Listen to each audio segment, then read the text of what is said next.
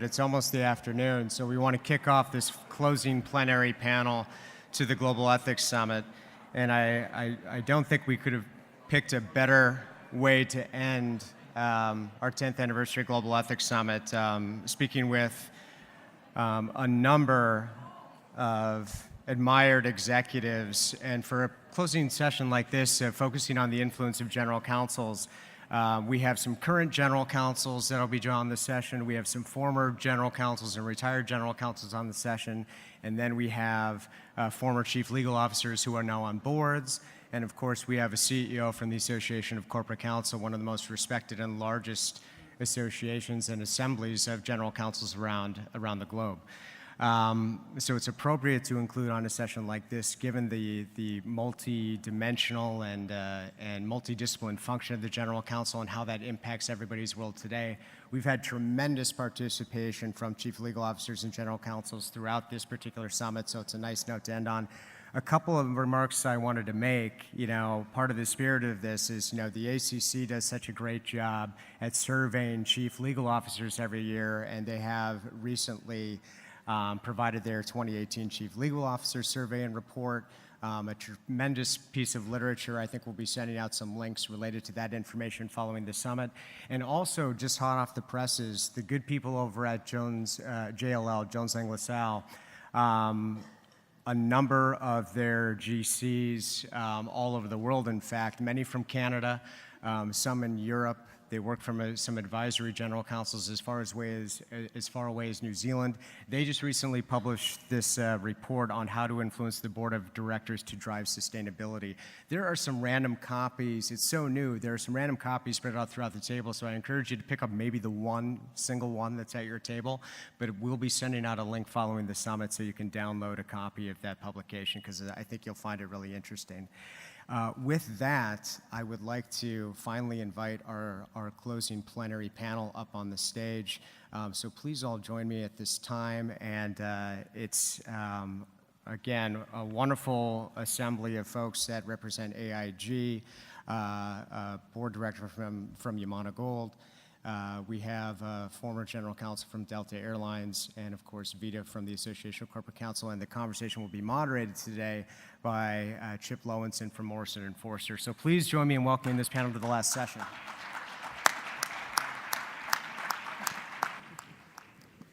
Thank you, Kevin. As Kevin said, I'm Chip Lowenson. I'm a partner at Morrison and Foerster here in New York. Before joining the firm, I was an assistant United States attorney in the Southern District of New York, doing a variety of white-collar prosecutions.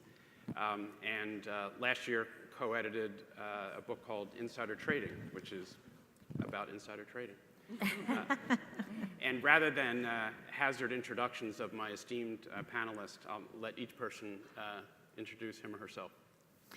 I'm Greg Riggs, retired Senior VP, General Counsel, Chief Corporate Affairs Officer for Delta Airlines. I was at Delta for 26 years, retired to become Associate Dean at Emory Law School, and now I'm an executive coach working with general counsels and senior executives. I'm Andrea Bertone. I'm currently an independent board member at Yamana Gold. It's a Canadian gold mining company that has assets also in South America. And until 2016, and for 15 years, I worked for Duke Energy.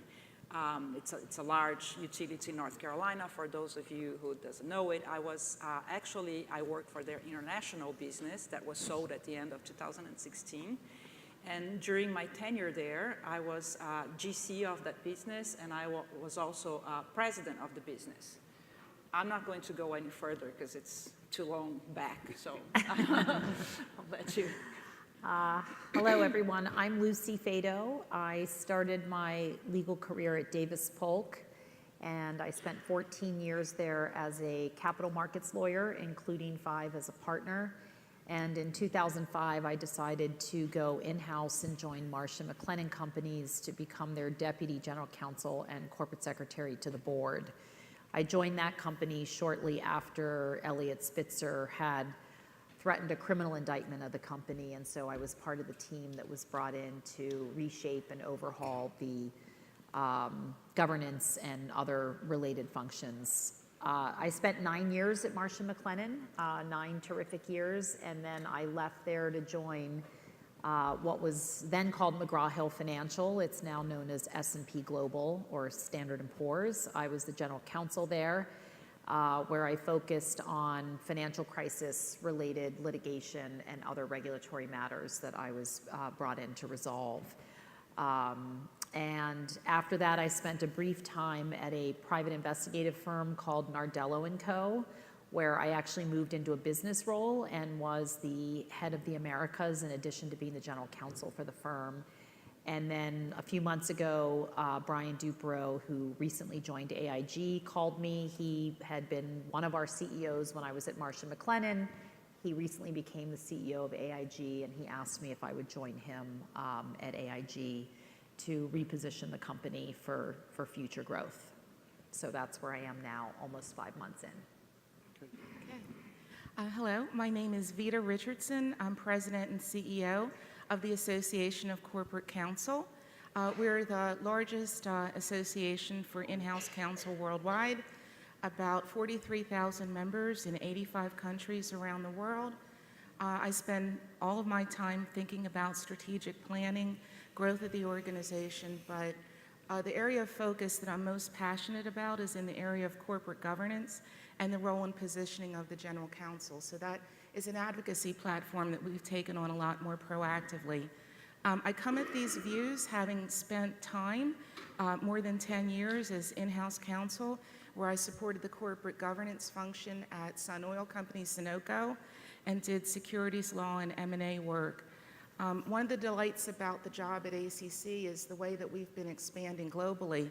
So when I started at the association, we had about 9% of our members outside the United States, and we've grown by about 44%, and now our out-of-U.S. membership is more than 23% in the span of about 6 years. So a lot of growth, and thinking about cultural issues and integration of all of our membership worldwide, and our staff has also expanded to now be outside the U.S. as well.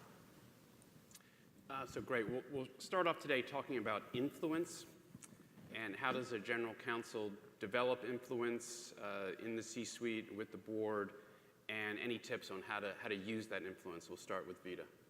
Okay. Well, I guess in terms of tips regarding how to use your influence, I think first it's how do you go about acquiring the right type of influence? And I believe that it entails making sure that you have a seat at the right table, because you can't really know what's going on within the organization unless you're a part of setting strategy. And that entails, being at the table, being a member of the C-suite, having a direct reporting relationship to the CEO, being able to know the things that the company is thinking about and contemplating in terms of strategy, and being able to weigh in. So just coming this way, Lucy, influence. Yes. So I think when a general counsel is brought into a company, it is important for the CEO to set the tone right at the start of that person's tenure, to say, this is who the person is, this is why I brought them in, this is what my expectations are. And I think it's important that the general counsel have that endorsement from the CEO in order to get the seat at the table. I think after that, it's really up to the individual person to build the right relationships, spend time with the leadership team. I've been in several organizations now where companies have been going through transformations, and so the leadership teams were made up of new people and people who had been at the organization for a while. And so I think it's important to show sensitivity to those people who had been with the organization and really understand the history and why things are done at a company. There's never a one-size-fits-all, and even if something looks odd or different to a new person, if you ask questions and really dig into the history, you usually get to a very legitimate reason why certain things were done a certain way, either in response to a regulatory issue, in response to the way certain management teams were led, certain philosophies that CEOs or boards might have had. And so I think just being, what I like to say, doing more listening than talking in the beginning, and hearing people out, and not necessarily making quick decisions or quick changes until you've really understood a history's background and culture, I think is really critical to gaining trust, which ultimately I think leads to influence. Andrea?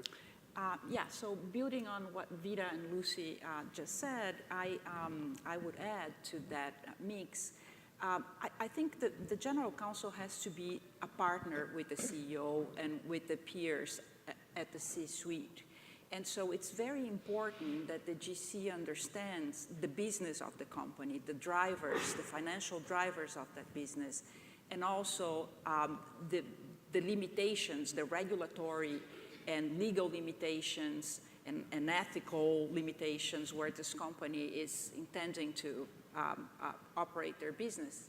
And the GC is not only the gatekeeper of all this legal and regulatory limitations, but the GC has to help promote the strategy of the company. And for that, the GC has to understand the business very well and create this mentality, not only at the C-suite level, but also, throughout the legal department, that the lawyers are there to help promote the strategy of the company and implement it. That being said, they always have to be walking the fine line of, what is it that can be done to do this preserving the core values of the company. So that on one hand. On the other hand, I think relationships are very, very important, and it's important that the GC, to be able to exercise the influence, start those relationships when everything is good, when there are no crises. And so cement relationships with the CEO, with the peers at the C-suite, and also with the board of directors, because there's always going to be a moment where the GC will have to make an unpopular decision or say no to something, or come up with something that is going to get in the middle of achieving certain financial goals. And so it's important that through cementing this relationship, they gain the trust to win the capital to say no when it's necessary. And Greg? My turn. Yeah. So there is a concept that comprehends all of the comments, I think, that have been made on this question, and that is the concept of a trusted advisor. And there's been some literature around that and what it means. I was thinking about all of the outside counsel that I've worked with in-house over the years, over the decades, hundreds of them all over the world. And a few really stood out as being worthy of that term, trusted advisor. And I think there are three key elements that are relevant there as we all strive to be that trusted advisor to our boards, our CEO, our colleagues. One of them is putting the interests of the client ahead of your own. And this is, I think, universally true, and it virtually always works and is a positive, but you don't always see it. The second element is really working hard to understand the business of the client. So our outside lawyers who worked for us, really trying to understand our strategy and what we wanted to accomplish, were by far the most valuable. They weren't just handling a matter. They were really trying to appreciate and help us get over the goal line. And the third thing that there has been some literature around is getting up close and personal with the client. Getting on that emotional level. It's not just arm's length. And when I work with my clients who are trying to be more influential with their boards and their colleagues and CEOs, it's that emotional intelligence level that's sometimes the most critical and the most powerful to be able to find out how to break the code on it. That's interesting.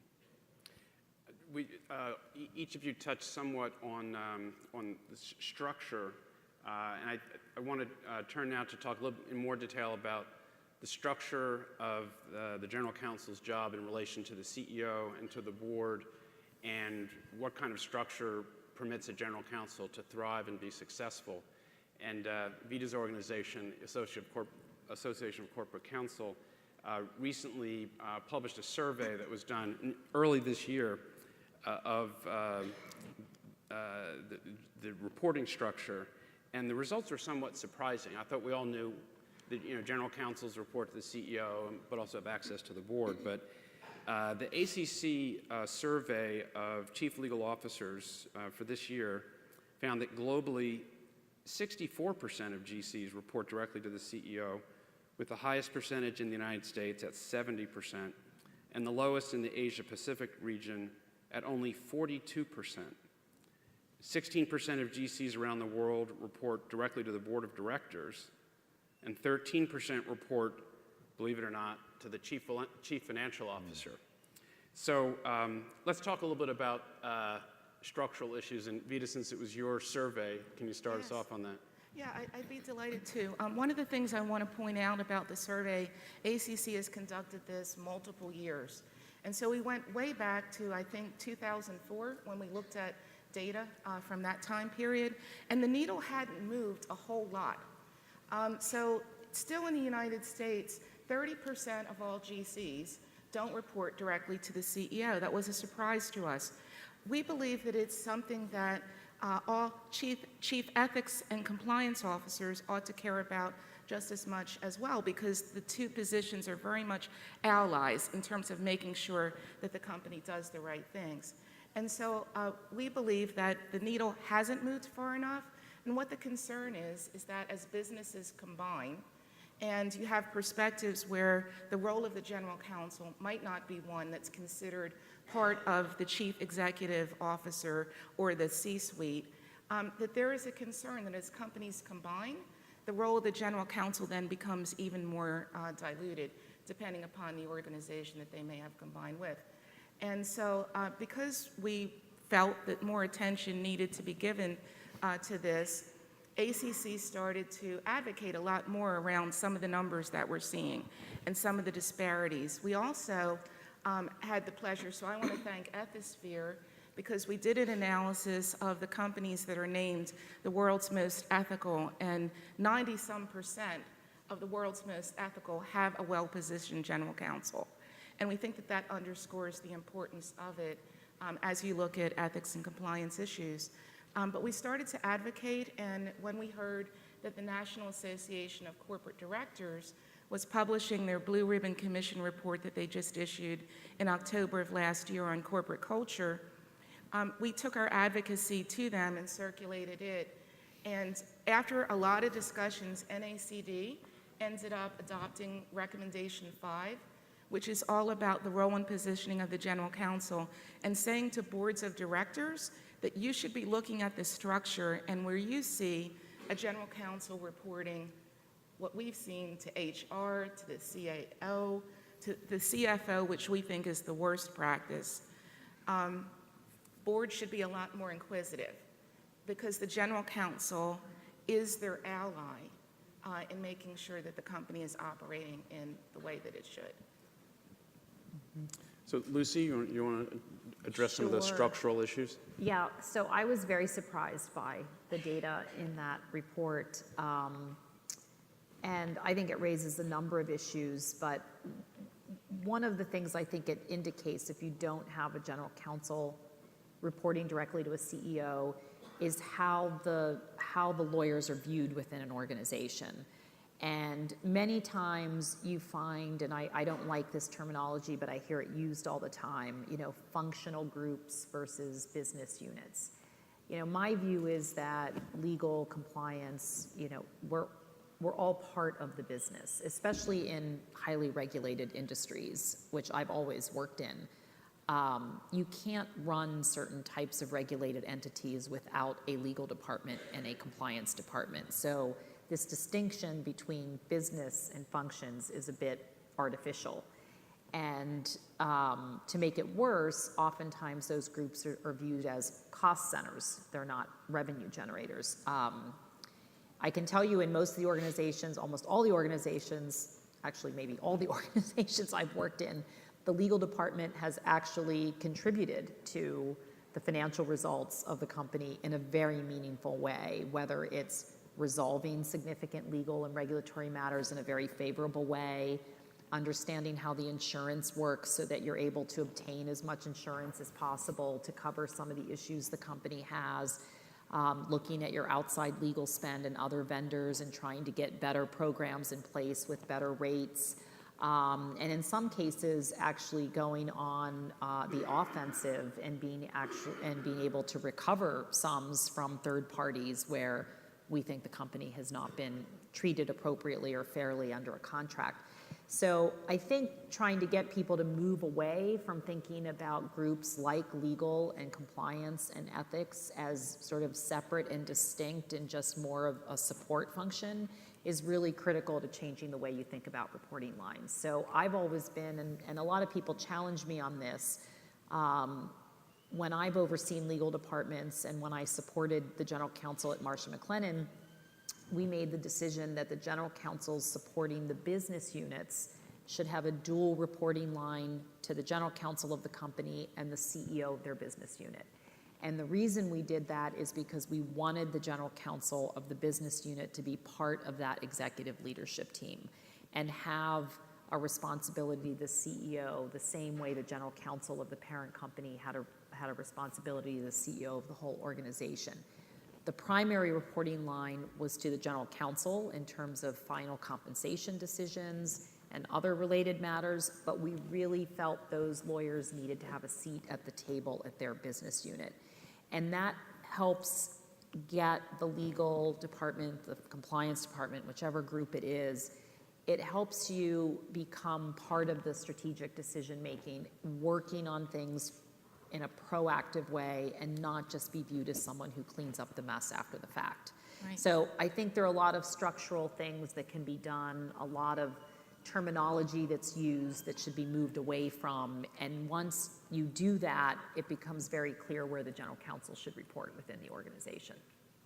Then Andrea, you've seen the structure from all sides. You've been an in-house lawyer, you've been the president of an operating company, and now you're an outside director at Yamana Gold. So from all those perspectives, what do you think are the best practices on structure?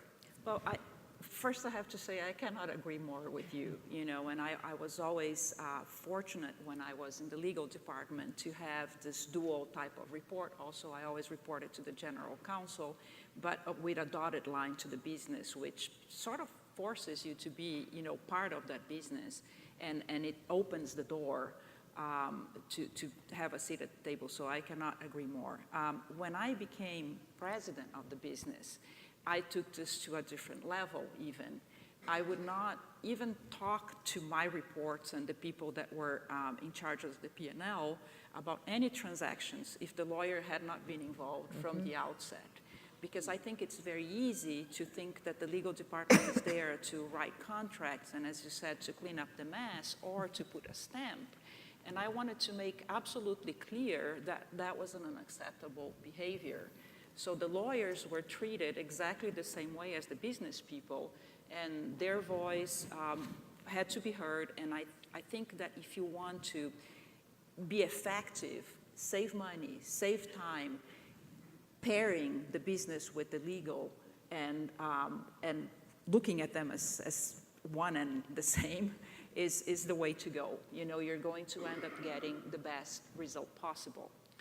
In addition to that, I think it's very important also that the general counsel has at least some sort of a very open door to the board, because I think it's the best structure possible is obviously that the GC reports to the CEO, because then you have a cohesive group, you have a team, everybody's working for the same objective. But I think there are circumstances where the GC needs to have this open door to the board. So I think that relationship, and you can, make it whatever way you want, like a dotted line, a red phone, but something has to exist there that gives the GC the access to the board. And I think it's important from the GC perspective, but it's also very important from the board perspective, because it's a way that the board can understand what's going on and feel the pulse of the organization without being through the perspective of the CEO, especially when the CEO is also chairman of the board. Yeah, if I can, I don't want to be disruptive and jump in, but Please do. at ACC, we also advocate and believe that a well-positioned GC should have regular access to the board, but also have the opportunity to sit with them in executive session. Maybe not at every board meeting, but to have scheduled times when board members know that they will sit with the general counsel, and to the extent there's anything that GC wishes to share or any questions that they wish to ask, outside the presence of, the CEO, that opportunity should be built into. So Greg, thoughts on structure? Yeah, I think reporting lines really do matter.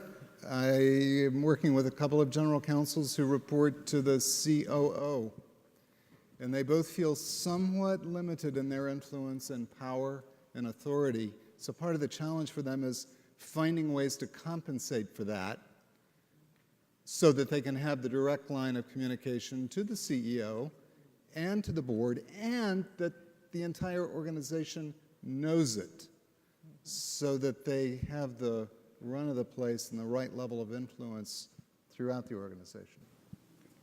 And Lucy, when you were at Marsh & McLennan as Deputy General Counsel, you were also Secretary to the board, is that right? Yes. Was that helpful to you in having access to the board, and why wasn't the GC the Secretary? Yes, so I think general counsels have different ways of doing this. Some general counsels like to keep the corporate secretary title. I don't know why, but they do. But they have someone who actually does a lot of that work behind the scenes, and sometimes that person may or may not sit in the boardroom. When I went to Marsh & McLennan, as part of my hiring, I spent a lot of time with Peter Bashar, who is the general counsel, and I told him that, for me to come in, to leave Davis Polk to go into that role, I really wanted it to be a meaningful role, and I really wanted to be part of the team that was leading a pretty significant turnaround of the company after Elliot Spitzer had threatened a criminal indictment. And so Peter offered me the corporate secretary role and said, I would really have you be the corporate secretary, and I would have you actually not just do the work, but have the title and be in the boardroom as well. So that made it very appealing to me to take the job.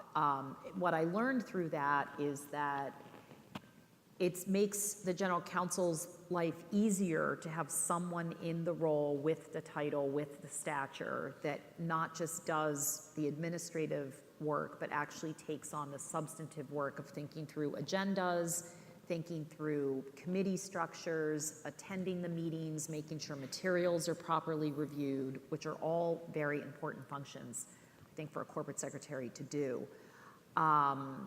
And I think it's unrealistic to think that a general counsel can do all of that in addition to everything else they have to do. So I've always been a big believer in it. I really enjoyed being a corporate secretary. I always tell people it was one of the best jobs I ever had, especially being at a company for 9 years that went through multiple transformations, 3 independent chairmen, 3 CEOs, 5 CFOs, multiple other changes within the organization. So the corporate secretary role was actually very much almost a full-time job for much of my tenure there. And I think it's also good for the board to have someone in that role other than the general counsel, because the board wants to engage with the general counsel on strategic issues, issues that are either very serious or concerning, or issues where they want an independent perspective from other members of the management team. And so to also have to work with the general counsel on just kind of the logistics and the agenda setting kind of takes away from that time. So I personally think it's better for a general counsel to have someone very seasoned, very capable, who can gain the trust of the board, particularly where you have an independent chairman, to sort of keep all of those trains running. So I found the corporate secretary role to be extremely substantive, and I'm a big fan of having someone separate from the GC in that role. So that's what I've been accustomed to. I know that's not always the case, but I do think the profile of the corporate secretary community has risen significantly over the last decade. Anyone else have further thoughts on the the structural relationship between the GC and the board. I think we've been speaking more about the GC with the CEO or others in the C-suite, but specifically relationship with the board. Well, you mentioned that about 16% per our survey reported that the GC reports directly to the board. And I just wanted to share, I was at SMU Dedman School of Law maybe last summer, and they had a corporate counsel summit. And I heard one of the federal judges suggesting that that was the preferred structure. So I'm going to be watching that to see if this is a trend that starts to, find its wings with general counsel reporting directly to the board. I personally don't think that that is necessary and that it might, chill relationships and cause the general counsel not to be invited in for some of the C-suite discussions and strategies and planning. But it's something that we will be keeping our eye on. What do you think about that, Greg? Well, another structural question is, where does the chief compliance officer report? Against my better judgment, our board at Delta asked me to assume that role in addition to general counsel. I don't think it's a good model. I was concerned about attorney-client privilege and a host of other things. But on the other hand, it expanded my footprint and gave me open channels of communication about compliance, and that turned out to be pretty effective on the whole. So, and staying with you, Greg, since you were general counsel for a while, now you're doing coaching for people in the C-suite, including general counsels. What are some of the pieces of advice that you find yourself giving regularly, both to CEOs but also to general counsels? Well, so most general counsels that I work with, their fundamental question they come in with is, how can I be more effective with my colleagues and my CEO and the board? It's a feeling that they're just not as influential or as powerful as they should be. Over 6 to 9 to 12 months in working with them, it almost invariably turns out that the core issue is relationships. How to build stronger, more vital relationships one-on-one, and that's where the focus turns out to be. There are numerous ways to do that, and we always get at it.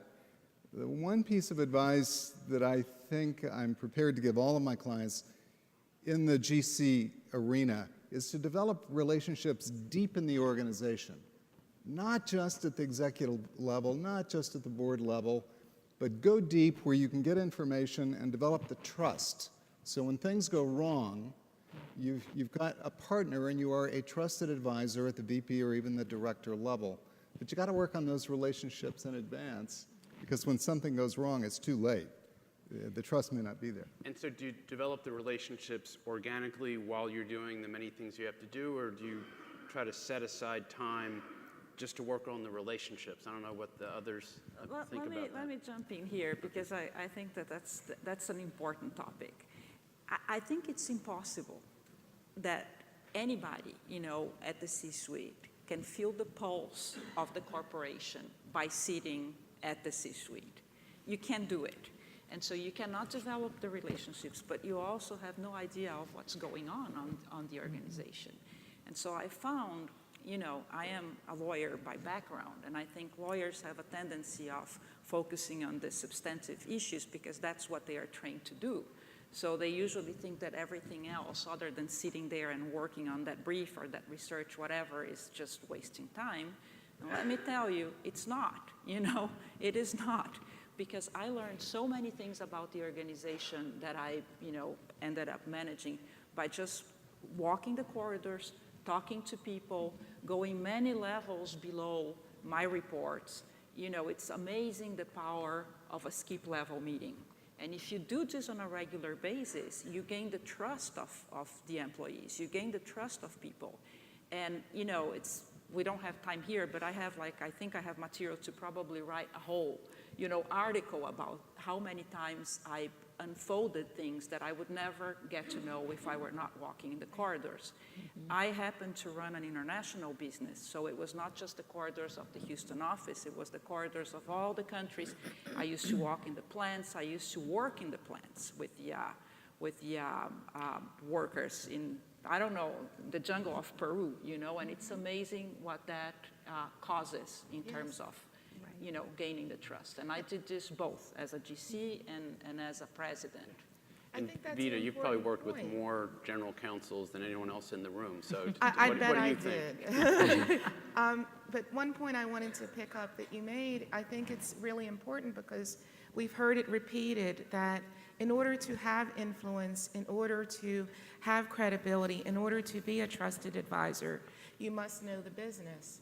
And you are not going to learn the business by talking to other lawyers in the law department. You're going to learn it, just as you said, by being out, you know, in the business. And so I do think that's very important. That's something that I would say over the course of my career. So I started off in Bar Association life in 1997. So that's, you know, more than 20 years. And I've had the pleasure of working with, I don't even know how many general counsel, but that is one consistent thing that I have always heard, which is that it is important, and they tell their lawyers that it's important to know the business. And you have to know it by getting out, not just sitting in your office and having conversations with your colleagues. Yeah, I think one thing I would add to that is I think general counsels have a somewhat unique position in the company, and I think it's evolved. I think everyone would agree it's been evolving over time. And I think if you look back 10, 20 years, general counsels were, you know, very focused on legal issues, maybe litigation, you know, more reactive than proactive. And I think that's really changed just because the world has changed, the regulatory environment has changed, the threats to corporations come in many different forms. And as a general counsel, you get a window into so many things that are going on in the corporation, outside the corporation, and you also have access to information that not a lot of people do because of your interactions with the board and being at the executive level. And there's often information that I have that some of my other executive team peers don't have, just given the nature of my role. And so one of the things I'm very careful about, and I will confess I'm not always great at this and I probably could use some coaching, I think general counsels, I'll just speak for myself, I often weigh in on things where I know the person is immediately thinking, why is Lucy coming and talking to me to this? Like, why does she care? Why is she getting out of her lane and coming in and telling me what a certain communication should say or the timing of a certain press release? And so I try to be very mindful of explaining to people, this is why I'm raising this issue, because there's a broader context that I'm aware of. I don't know if you're aware of it. Let me just clue you in. Let me give you my thinking. And then people say, oh, of course I don't want to do this right now, or of course I don't want to say it that way. But if you don't go through that process of explaining to people, this is why I'm coming and sticking my nose in something that you're doing, I think people sometimes get their backs up and they just don't understand. And I also make it clear to people that as a lawyer, our job is to look out for the best interests of the company. And as long as the board and the CEO and the other executives are all aligned and they're all working, you know, going in the same direction, it should all be fine. But there are times, unfortunately, in life where people are not always aligned. And ultimately, my responsibility is to the board and the shareholders of the company, and I may have to step into something that a certain executive is doing or trying to do because of that unique role that I have in the organization. So I think trying to educate people, especially if they've been accustomed, if you come into a role where you've had a general counsel that was there for a long time, they had a certain way of doing things, they only focused on certain things, it's important to try to convey to people how the role has evolved, you know, what you're hearing from the board, what they're expecting from you in terms of knowing what's going on and knowing what the pulse of the organization is.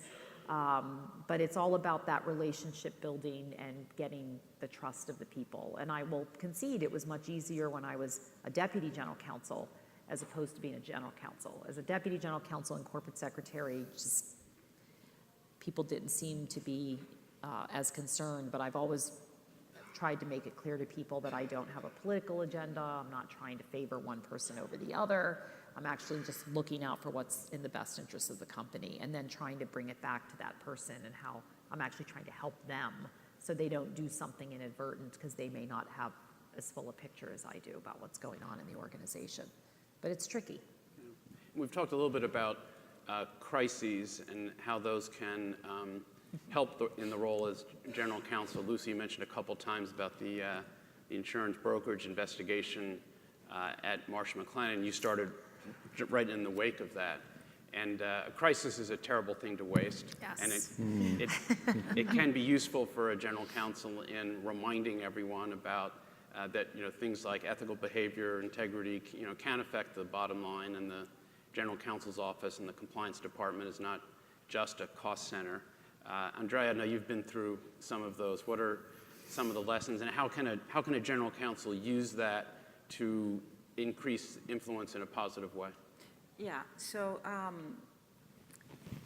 there was a specific instance that happened when I was general counsel of the business at Duke. We had two of the senior VP level employees that had an assignment overseas commit fraud against the company. And so it was sort of pretty devastating from a financial standpoint, but more than that, it was very devastating from a trust perspective, because the international business of Duke, imagine you have like a super regulated US utility that has this weird duck hanging there that is an international business with a volatility they don't understand, with a business they don't understand, in countries they don't understand. So the word risk is always in the minds of these people. So imagine when you have to go and you have to tell them that you had two employees that were like, one of them reported to the then president of the business that had committed fraud against the company, right? Bad day in the office. You don't want to get that phone call. I remember I was at the airport in Sao Paulo and I got that call from the president of the business, and I turned one of the bathrooms in the airport as my office, locked the door, and I was there on the phone for like 2 hours until I had to get into the plane. Fortunately, I was coming back to Houston, and it was awful. It was awful in all sorts of respects. So we had the internal investigation run. We obviously, had to let go of the people that were involved in the fraud, which we did immediately. And a whole internal investigation done by the corporation into the international business. They finally found that there were no internal controls issues, and it was fraud, and fraud is there to be fraudulent, to be done without anybody, realizing that it's happening. But to me, I ended up with a very bitter taste in my mouth, and I kept on thinking about that. In fact, I ended up getting the job as a president as a consequence of that particular fraud. And what I noticed in hindsight was that even though no internal controls have been broken, I think we could have avoided something like this happening, or at least minimize the opportunity for that to happen again. And it was all about what we were just talking about, feeling the pulse of the organization. Because in hindsight, and hindsight is worth $1 million, right? But in hindsight, the people involved in the fraud were not working. They were running a business in parallel. This was all very clear. The signs were there. The red flags were there. Some people, including myself, had tried to bring this to the president and, as red flags, there's something wrong happening here. And there was sort of like, a tendency of closing one eye, not wanting to dig into like trust without due diligence type thing. And so that example helped us restructure the whole business when I became president. And restructure it in a way where the whole structure became extremely transparent. So the lines of report were, redesigned, And I think it was a good thing that came out of a bad thing, you know. The relationship between the GC and the president changed significantly. And obviously, you know, you have then a real example to show to the employees every time you're talking about the importance of playing by the rules, because there were consequences too. So the lack of trust from the organization in that business reflected in the business for several years after that, as you know, they didn't want to invest on a business that they didn't trust. And even though we had, you know, changed the management, changed the way we operated, changed the design and the structure, it took us a long time to regain that trust. So I always go back to the point that, you know, it takes you years to create a culture, and it can be, we're talking ethics here, but it can be safety, it can be anything. It takes you years to create like this solid culture, and it's like one day that it takes to make the whole thing go away. So Greg, you were at Delta as general counsel for a number of years, and I know airlines from time to time have crises. How did... Every day, maybe? Dogs in the overhead bin or something? That's sad. So how do you put those to good use? It's terrible. One of the roles general counsels play is storyteller, and being able to find stories to help senior management appreciate risk that they might otherwise want to dismiss. Delta had a bad summer. This has been many, many years ago, triggered by a 767 taking off out of Los Angeles, westbound departure over the Pacific. Captain Guilfoyle, perfect record for 32 years, got a warning on his computer screen that said the computers that are monitoring your engines are faulty. The computers are defective. He looked at the raw data, nothing wrong with the engines. They were headed to Cincinnati. As he was climbing out 1,500 feet, he decided to turn off that computer warning. And he reached down on the console without any communication with his first officer, and when his hand went down to the console to push two buttons, he did what his hand always does when he moves his hand to the console. He pulled back on the fuel levers and shut off the fuel to both engines. Airplane went silent, track lighting came on, flight attendants jumped up, prepare for ditching. They were gliding into the ocean when Captain Guilfoyle managed to reignite the engines, saved the airplane, regained altitude, and things turned out fine. That was a compliance issue. Captain Guilfoyle did not follow the manual after 30 years of flying. On May 11, 1996, 3 mechanics who worked for a company called Sabertech got out of bed, got dressed, went to work, normal day in Miami.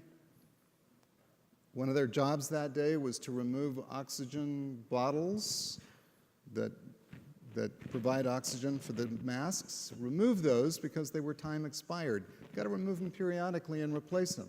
They took those oxygen bottles off the airplane. They were out of 5-cent plastic caps, just out of them.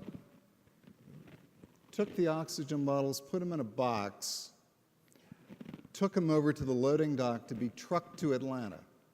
Shift change, new crew comes in, sees the boxes there headed for Atlanta, and some well-intentioned guy thought, I'm going to put these on the airplane. Let's just fly them to Atlanta.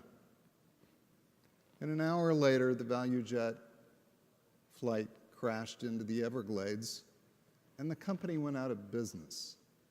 The underlying issues were compliance issues. And those stories allow a big wake-up call to the airline. Bad things can happen. Let's get serious. Right on down to the front line. So leveraging crises is something sometimes takes some creativity, but it can be very powerful. And then back to Lucy. Lucy, you mentioned when you went to Marsh right after the settlement, it's not the only time that a company's brought you in to deal with a crisis. You went to S&P when they were dealing with the the fallout from the ratings of residential mortgage-backed securities and CDOs before the financial crisis, and then now you're at AIG, which survived the financial crisis. So what are some of the things that you would suggest for general counsel who are coming in the wake of a crisis, as you've done 3 times? Yes. I don't know why I've done that, but you're right. I have done that 3 times. Actually, I'm someone who I actually enjoy going into companies that are going through change. And I think what's great for lawyers and compliance people is that when a company is going through a crisis, that those are really the people that have to really step up and step forward and help manage a company through the process and put something new in place on a go-forward basis. So I think professionally, they provide really great opportunities. They're certainly not for the faint of heart, but I think they are, it's a great education to go through that. And then to be able to do it again and apply some of the learnings. And I think there's a pattern that I've seen that happens and that is useful to keep in mind. But oftentimes when you have companies that have had very significant regulatory issues or shocks to the system, there's often some root cause to that. And many times it's companies have been run in a very decentralized way. And I think that was very common, many, many years ago, 10, 20 years ago, where you had large conglomerates, you had diversified financial institutions, and they basically ran their businesses in a very decentralized way in order to be able to buy and sell them whenever they saw fit, to give management teams full accountability for their businesses. And what I think that led to when you had issues like Elliott Spitzer and then later the financial crisis, is you didn't have sort of line of sight from the top of the house into how legal and compliance and ethical behaviors were being embedded and were they being done consistently across the company. So I don't necessarily think people were trying to do bad things. It's just that there was no way to pull all that data together and have early warning systems that would get the issues elevated to the right place. And as a result, boards of directors were really, held to be responsible. And in some cases, directors were held personally responsible. They were required to pay fines and penalties. Some of them were barred from being able to sit on public company boards. And, that gets people's attention. And so I think what has happened, at least over the last decade or so, when companies have gone through these crises, is there's been a movement to kind of swing the pendulum the other way and fully centralize certain functions, have just reporting lines up to the functional leaders, not having business units really have much of a say in how those organizations are built, what the cost structures are, what advisors they might bring in. And I think what has happened to many companies is you've gone to this other extreme because you were forced to, either by a regulator or because of the significant litigation you were facing, or because of the board members that you had who said, I'm personally responsible. I want one person to go to who's going to be responsible to know everything in the organization. And I think either extreme can be problematic for different reasons. And so I think what happens now is when companies go through these crises, yes, you may swing the pendulum a certain way, but I think you then have a responsibility to really take a good look at it and make sure it's really accomplishing what you think it's going to accomplish. Because you don't want to create other issues for a company because everyone becomes very siloed and people are not really talking to each other. And the legal and compliance people don't really understand the business because they're fully centralized and they're not really embedded. And so what I've learned is that, yes, there are certain areas where you need to be very centralized and you need groups that are fully independent from the business so that they're not influenced or don't feel like they can speak up or point out issues that are happening. But at the same time, you have to make sure those people really understand what's going on in the business and are working with the business people to fix the problems and not just putting Band-Aids over it.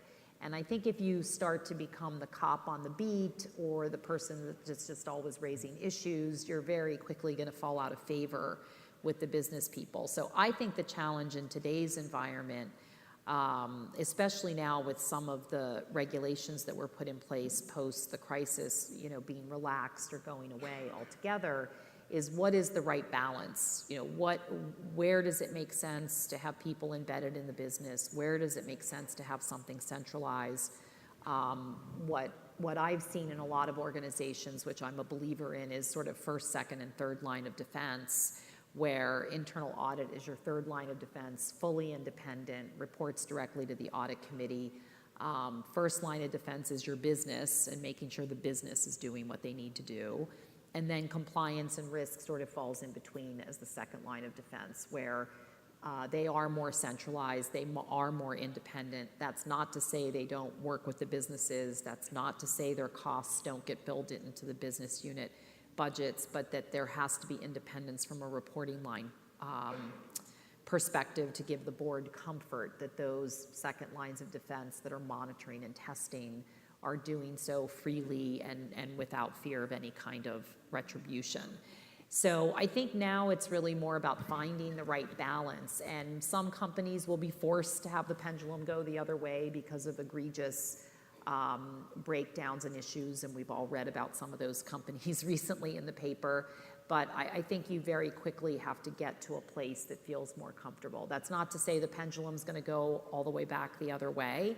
I think those days are over. I don't think boards and directors are really willing to allow fully decentralized models anymore. So it's really, what's right for your organization, given how global you might be, how regulated you might be, how much confidence you have in the people that are running your businesses. So there's really no one size fits all, but I think the pendulum swinging back and forth is, moving to a place of, where's the right place for it to be. And it's usually somewhere in the middle, I would say, to, more controls, having more robust control framework somewhere within that, that area, finding the right spot. And we only have a couple minutes left. I have a bunch more questions, but I thought I should give someone else a chance because we've got an impressive audience. Anyone have a question for any member of the panel? I do, thank you. So to avoid becoming the cop on the beat, you still have to be ready, willing, and able to deliver at least bad news, have the courage to raise your hand. So any thoughts on how soon to do that when something comes up? Immediately. And also how to do it? Thank you. I would say immediately. You don't want to hold bad news. You know what I mean? If there's bad news and you need to deliver it, I think one of the most important things is to be timely about how you do so, because you don't want to be viewed as having hidden something that ought to be brought forward. Yeah, I would agree with that, but I also think you have to make sure you've done your diligence, because you don't want to become known as a sort of hair on fire kind of person. Right. Mm-hmm. That's very dangerous. So I don't think you want to be escalating issues just based on someone saying to you, oh, we have a problem here. I know I sometimes drive people crazy that work with me, but I very rarely just take something and act on it. I almost always follow up and say, well, what about this? And who have you spoken to? And what was the response? And what's the backup for this? So I almost always probe a little bit, but again, you have to do that quickly, because if it's a serious issue, it does have to get escalated right away, but at the same time, you want to make sure you're raising the right issue at the right time to the right people. And wouldn't you agree the response might be, we're hearing this, I need to look into it? Depending Exactly. upon its severity. If it's something huge, you might want to say, I'm hearing this, I need to look into it to verify.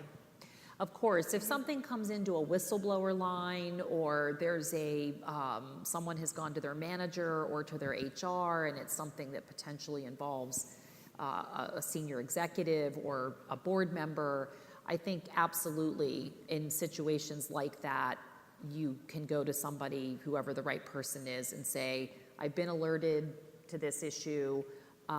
We are looking into it. We don't have all the facts yet. Wanted you to be aware of it in case you hear about it from somewhere else. So I think you're absolutely right. I think there are situations like that, but I also think I always just try to be mindful, because depending on who everybody thinks what they're working on is extraordinarily important, and it usually is, but there are different levels of priority and escalation, and I think as a general counsel or a chief compliance officer or a chief risk officer, I think you have to be able to decipher between those and make some judgment calls on when to escalate. There are issues, though, that on the other side of the spectrum that are pretty much on your face, like, oh, a canal collapsed. You have you're about to, flood a village. Yeah. Those have to be A plane given crashed. immediately. I mean, yes, there are. Because it's going to be all over the media, and most likely the company has some sort of like a crisis management procedure, and so you cannot try to fix it or try to understand exactly what it is. This one has to be communicated immediately, because it has a lot of other, developments and consequences. But, I think those are the easy calls. Right. I think the tougher calls is we've gotten some complaints about a very senior, business manager or senior person in the HR department, and we're investigating to see if there's any legitimacy to it. And so you don't necessarily want to go to the CEO and plant a seed about someone, and then it turns out when the investigation's done that there really isn't anything to back it up. So I think there are some tougher calls, but yes, certainly on the big obvious potential crisis situations, there's no harm in escalating that quickly. So I think we're out of time, but Greg, you get the last word if you want it. Lawrence O'Donnell. I think you should give everybody your contact information so we can all get some coaching. The last word is relationships and understanding the hidden agendas behind the articulated agendas of your clients. There's always a set of interests that are percolating, and your relationships will be a lot richer if you can get at those, silently or otherwise. Great. Well, thank you all. This has been great. Thank you.